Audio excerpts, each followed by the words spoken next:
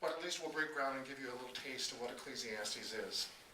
It's an interesting book in and of itself, but it's also got an incredibly interesting history, because for a long time it couldn't find a home. You know, the biblical scholars, and even before that, just simply within the Hebrew tradition, nobody quite knew what to do with the book, because it really is so different than others. And they tried to figure out, you know, into what piece of scripture in the Old Testament did it fit. It obviously wasn't part of the Torah, it wasn't part of the prophets. For a little while, they stuck it in with poetry, because there's some poetry in it, and they thought maybe it goes with the Psalms. And maybe it's part of the storytelling, and so they hooked it up with Esther and a few of the stories like that. But ultimately, the book of Ecclesiastes finds its home in wisdom literature. And rightfully so. And it ends up getting linked with three other pieces of scripture. Wisdom literature being Proverbs, that's a given, and the Song of Songs, we'll say a little bit more about that in a moment. But interesting also that it links itself with the book of Job. And what we discover as it finally found its home in the wisdom literature of the Old Testament is that there are some common themes that are woven through all four of these books. And the main theme is that the fear of the Lord is the foundation of wisdom. Got that? The fear of the Lord is the foundation of wisdom. Doesn't matter what else we know until you begin to understand, it's a little bit of Pastor Vern's sermon this morning, until you understand that God is God and we're not. Until we understand that God is the one who is the author of all and who holds us in the palm of his hand and we don't hold God in our hand.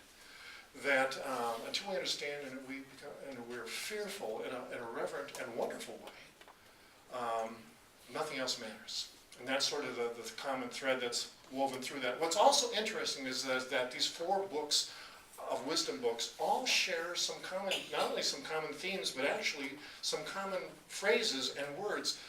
And of all four books, Ecclesiastes is the last one to be written, and you can actually find some of Job and Song of Solomon and some of the Proverbs phrases that have been used by the writer of Ecclesiastes. So there's this common theme, and it's one of the four books.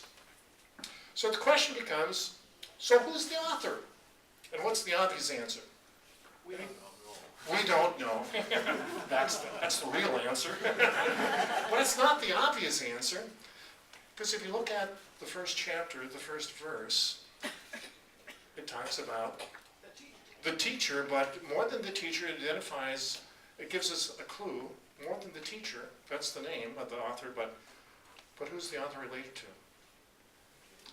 King David and Solomon.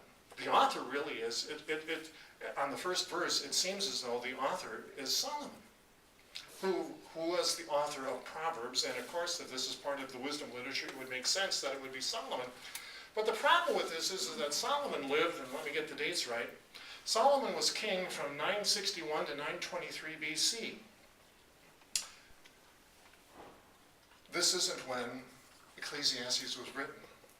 For those biblical scholars like Jim, who literally dissect the entire book, the entire Old Testament, word for word and phrase for phrase, and they look at all of the common links that are woven through all of the Old Testament scripture, what they discovered is that the book was written about 250 BC, 700 years after Solomon.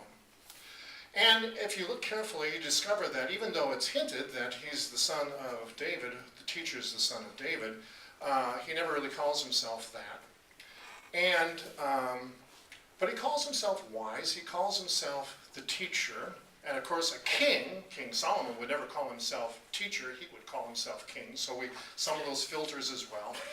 What we know is that there's a chance that King Solomon actually did write some of this, and then somehow over 700 years of time, some of this got handed down, and then along comes this wise follower who puts it down and coins it, phrases it, puts it together, and gives us the book. And so we've got this book from a wise teacher who identifies himself with King David and Solomon. Now, he's really wise. Because what happens is, in the late 1st century AD, at the Council of Jamnia, which was a council of the rabbis of the day, who were all arguing about what books were going to be canonized, which books were actually going to find their way into the Old Testament, and which books didn't deserve to be there. And the whole council at that moment revolved around the controversy of Ecclesiastes. There were two groups, two rabbinical groups. One of them saying, it doesn't deserve to be there by any means. Simply look at the book, read the book. It's full of controversy, and some of it might even be heretical. There's no way that Ecclesiastes could ever be in the Old Testament. And along the way, the other group comes and says, oh, but wait a minute. They have two trump cards, and the trump cards win. The first one is, it talks about King David and the son of King David. And how can you throw away anything that revolves around David and Solomon, of all things? But it's the last line of the book that becomes the punchline, that keeps it in the midst of the Old Testament writings. The last line that says, fear God and keep his commandments. And the rabbi said, and how could you throw that out of the Bible? And they won. And they won. And later, the book of Ecclesiastes gets even rooted even into more of the Old Testament traditions and of the Jewish traditions, because it gets linked, and it's the scripture readings that are read during the Festival of Booths. You know, there are a number of Jewish festivals. The Festival of Booths, the fall harvest. And Ecclesiastes is written and read during the fall harvest and the celebrations, because it talks about eating and drinking and, be merry, celebrate God's presence in the midst of your lives. And of course, a wonderful theme woven into the fall celebrations of harvest. And it's, a part of the Jewish community and part of, I'm going to go back. Well, we'll go on for a second. And even though we know that it's not written by Solomon, the rabbis still tell these wonderful, there's these wonderful rabbi stories, And the rabbis have, and even though they would admit that Ecclesiastes wasn't written by Solomon, there's this wonderful tradition that says that Solomon really was the author of 3 of the wisdom books.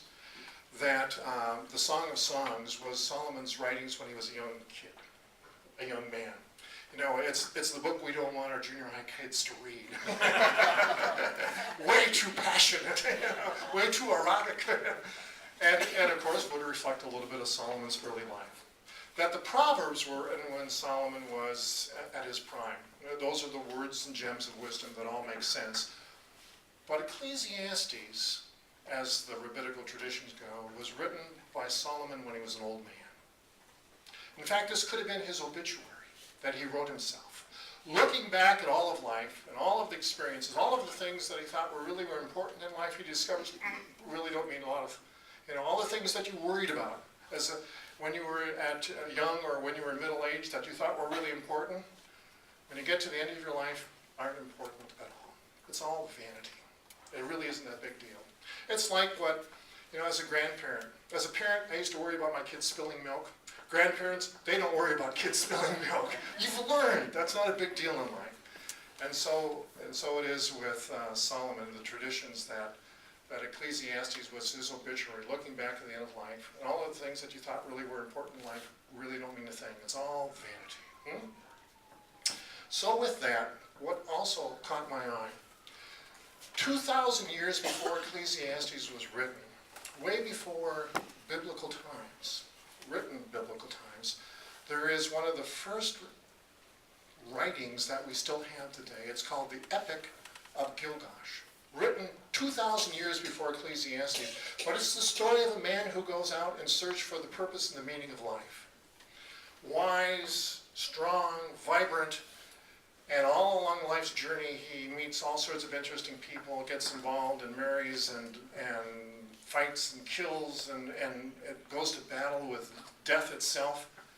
But what's interesting is that powerful story that was written 2,000 years ago finds its way into Ecclesiastes in 250 BC. And you'll actually find phrases and themes from the Epic of Gilgamesh that actually find its way into Ecclesiastes. So this writer, who obviously knew about King David and Solomon, but also knew about writings 2,000 years prior to that moment in time. So with that, a little bit of a historical setting, a timeline, just to give you a little taste. King David, King Solomon, great kings, things went well. King Solomon's son, Rehoboam, not a very good king, and rules harshly. And the northern tribes rebel. And in 922, the kingdom splits. And so you've got the northern tribe and the northern kingdom that is Israel and Shechem and Samaria in the north, divides with Judah and Jerusalem to the south. And you've got two kingdoms. And those two kingdoms then, exist sort of side by side for 200 years until 200 years later in 722, when the Assyrians come and destroy the northern kingdom. A kingdom split will never stand, and ultimately the northern kingdom disappears. 150 years later, in 1587 BC, the southern kingdom falls, Judah. Babylon comes and destroys the temple and takes God's people into Babylon, the Babylonian captivity, and there they stay for 50 years, away from their home, until along comes Persia in 538 BC and defeats Babylon and allows at least some of God's people to go back to Judah and to Jerusalem. And that's the way the world is until 332 BC, when along comes the Greek Empire and Alexander the Great, who conquers the whole known world and brings with it all of the great Greek traditions. And so Ecclesiastes, written in 250 BC, that's the timeline. And now we've got the small group of God's people, almost a little bit of an island, compared to the great Greek nation, this is a little speck, it's an island in the midst of a greater nation, gathered there in Jerusalem. And they're under the rule of the Greeks, and it's to that point then that the story of Ecclesiastes begins to take place.